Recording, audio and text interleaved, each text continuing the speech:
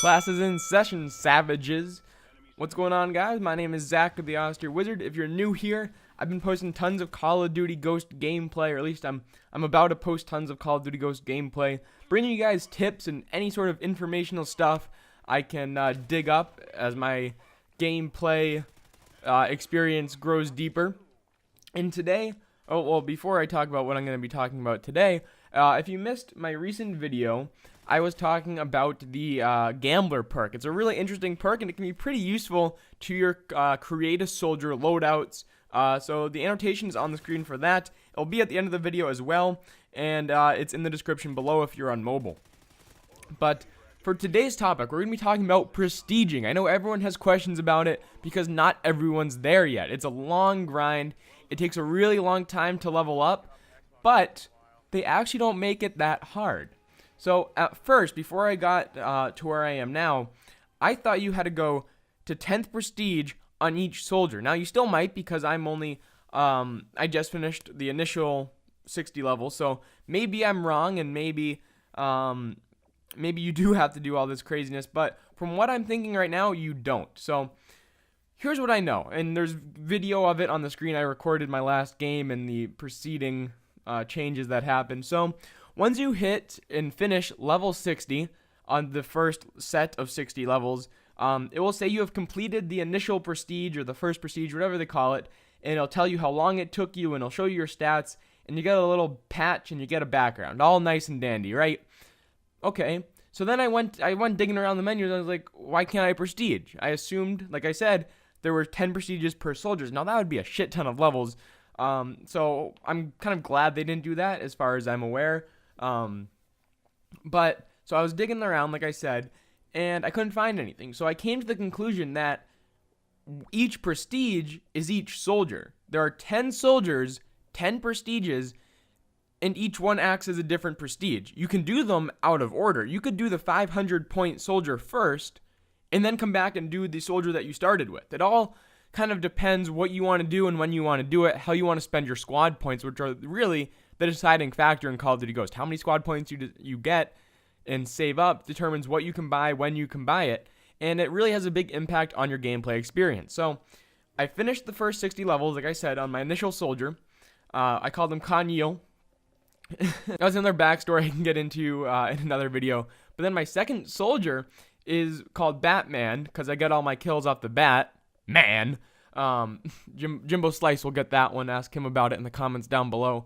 And so I started playing with him a bit, and I realized my second soldier, was already into the prestige. I didn't have to start at rank 1, prestige 0. I jumped right in. I was already in first prestige, and I started leveling up pretty quick. It was double XP was left for like half an hour, so got to like level 7 or something pretty nicely. And so that furthered my idea that each character acts as its own prestige. So once you finish all 10 characters, you will have finished all 10 prestiges. Now, another part of the prestige system in Call of Duty Ghosts is what you get to keep and what you lose.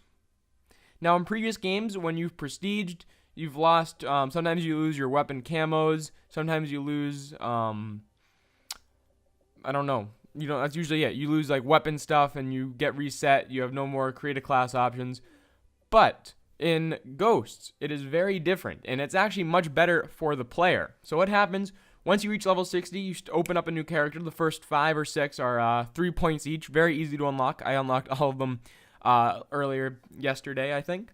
And so you go into your new character. You open up your first class, your first loadout. And once you pick your starting weapon, you go through and start customizing everything. Let's say you start with the Honey Badger, and you go to your camos, and lo and behold, all the camos from your first character are still unlocked.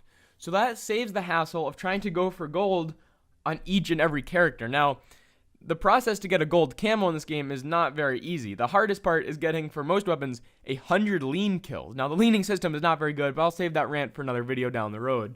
And so gold's pretty tedious to get to, but I'm really happy that they carried over your camos, but what they don't carry over is your attachments, obviously. So you have to rebuy your attachments, and you have to rebuy different weapons or same weapons, whatever you want to do. You can make all the same classes. You could make all new classes. I'm messing around a little bit more this time. But it's really nice that they keep the camos. It saves the hassle of trying to go for stuff, and it gives the player more opportunities to expand their horizon, so to speak, in game, and it lets them try more weapons. It gets people more used to different setups and loadouts, as they call it. And overall, I think it's a much better prestige system than Black Ops 2, Modern Warfare 3, all the previous games. It's really, they don't award you too much, but there's nothing really too prestige. It's just continuing the game. You go from one soldier and you start a whole new system, but you still have stuff from the previous one. It all comes together.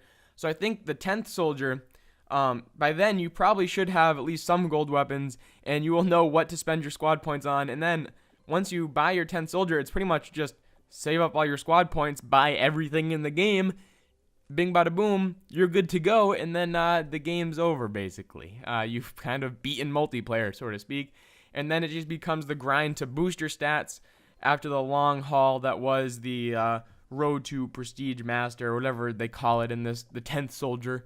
But that's pretty much it. It's a really nice, user-friendly Prestige experience this time around. Maybe I'm wrong about this whole thing. I don't know. I'm not really sure how it works. Once you go through each soldier and get them to level 60, do you have to, again, prestige each one again, and you go to like a second level of prestige until each soldier is at, once again, 10th prestige for each soldier? That would just be ridiculous. I don't know if they're going to do that. Maybe they will down the road.